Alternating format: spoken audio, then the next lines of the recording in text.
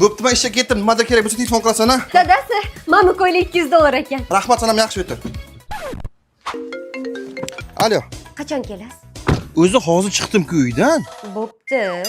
Obbo. Alo. Men sizga ishonaman, lekin Telegramdan dumaloq video tashing, qayerdaligingizni ko'ring. Mana xotin ko'chaga mana telefonga chalg'ib mana gayga tushdim.